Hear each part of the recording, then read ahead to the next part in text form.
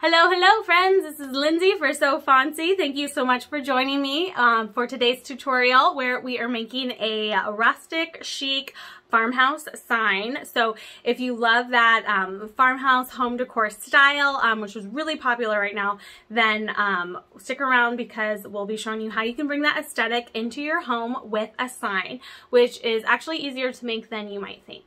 So some of the supplies that you're going to need are a piece of wood for your sign, and wood is a very traditional material used in the farmhouse look, a paint or a stain for your sign if desired, your cutting machine, so like your Cricut, your Silhouette Cameo, your Scan and Cut, what have you, because we'll be cutting out some vinyl for this sign. So I'm using Oracal 651 permanent adhesive vinyl, and I'll talk a little bit more about that in a second. You'll need transfer tape for the vinyl. And then of course a suitably rustic, vintagey, chic farmhouse design, which you can find plenty of in the Fall Farmhouse SVG bundle here at So Foncy. So I've linked to that in the video description. The sign that I'm going to be making is like a spooky vintage Halloween sign. That's going to be really fun. I love that you can add that farmhouse look to your house all year round with seasonal items. There's a link in the video description to the Fall Farmhouse bundle if you want to check that out. And then we'll go ahead and get started. So here's the wood that I'm using for my sign. It's just a piece of wood that I got at the hardware store. It measures about 5 by 5, so my sign is a little bit on the smaller side, and you can do whatever size you like. And you can see there's a little bit of imperfection in the corner there, but one of the things that's nice about the farmhouse look is that it can look rustic and aged and vintagey. So if there are imperfections in the project, then it actually adds to the character and the charm of the project. So if you wanted to just skip starting with bare wood for your sign, you can go to the craft store, and there are lots of semi-finished wood plaques that have already a paint or a stain applied to them. And then you could just go ahead and skip this next step, which is I'm going to be painting this piece of wood with a foam brush and some chalk paint. So chalk paint is just a very popular type of paint used a lot in the farmhouse look, and it's an ultra matte finish. So it's a very flat, there's no shine to it at all. And I'm just using black because the farmhouse aesthetic uses a lot of like simple neutral colors. And again, I'm just gonna do a very light coat, and I decided to paint the sides and the back, so you can choose if you want to do that as well. But I just did one coat because I'm going to be aging this sign and doing some distressing to it. So go ahead and slap on that paint or that stain and move on to the design itself, which I'm going to be cutting out of Oracal 651 permanent adhesive vinyl with my Silhouette Cameo 4. But you can cut the design from the Fall Farmhouse bundle in your favorite cutting machine. If it's a Cricut or a Scan and Cut, that's fine too. But what I'm using is 651, which is normally all the colors are offered in a glossy finish. However, did you know that you can also get 651 in black and white in a matte finish? So it's their permanent vinyl that's normally glossy, and you can see here how I have the white next to the glossy and the matte next to each other. So black and white, you have the options of a matte finish, which just is very traditional and classic for that farmhouse look. So I chose the matte finish, and I'm going to cut that design into the vinyl with my Cameo. And then, it's vinyl, I'm going to go ahead and weed out the excess. And if you like this design, this is like a Halloween inspired Fall Farmhouse sign. If you like it, I did throw the link to the Fall Farmhouse bundle in the video description, so you can check that out.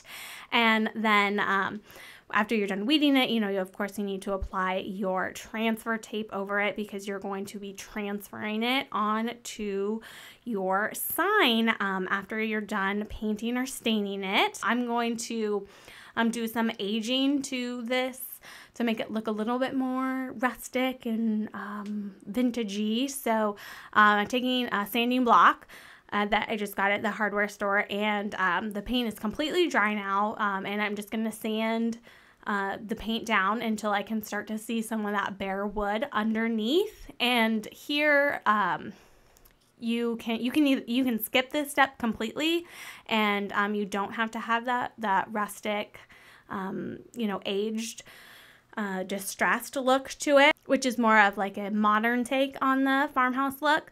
But I'm going to you know, just keep sanding until I'm just happy with how the distressing looks. I just want to be able to see some of that natural wood, give the wood of the paint a little bit of just texture like it was aged, and then just wipe it down with a damp cloth to get rid of the sanding dust that you can get when you're sanding down the paint. So then I'm going to go ahead and seal this, and sealing the paint helps the vinyl stick to it. So but if you're finding that you're having trouble with vinyl sticking to painted wood, or, you know, stained wood or natural wood, then try sealing it. And I really love this spray sealer. It's an ultra matte finish, so that's going to go along with that farmhouse look that I wanted, just a very flat matte finish. But there's also you know, sealers that you can apply with a brush or you know, something like that. So now the sign is sealed and ready for our vinyl decal, which I have already removed the vinyl backing, and I went ahead and replaced that with a piece of parchment. And then I'm going to go ahead and trim around the edge of the decal through the transfer tape, through the parchment backing, and just kind of line that up on the sign. I like using parchment because it is semi-translucent, so I can see through it, and that just helps me line things up a little bit better. But then the hinge method is a great method for applying vinyl on straight and exactly where you want it. So just take a piece of low-tack tape, like washi tape, and just apply a strip across the design to hold it down, so that you can lift up one side of the transfer tape and the vinyl, and then cut away the parchment or the vinyl backing from underneath. And then that washi tape is acting like your hinge, so you can just fold the transfer tape and vinyl right back down exactly where you had it lined up before. And then burnish it down and repeat the same step on the other side using the vinyl that's now applied to the surface as that hinge. So this is the hinge method, and it works excellent for applying vinyl to your signs. So just go ahead and burnish it down really, really well. And I just like to use my finger. I feel like you can get just really into the nooks and crannies of the vinyl decal. And then remove the transfer tape. And normally with a painted wood sign, I would be concerned, or may be concerned, about the transfer tape pulling up some of the paint underneath. And so in that case, if that's something that you're concerned about, just be sure to remove the transfer tape in the opposite direction of the wood grain.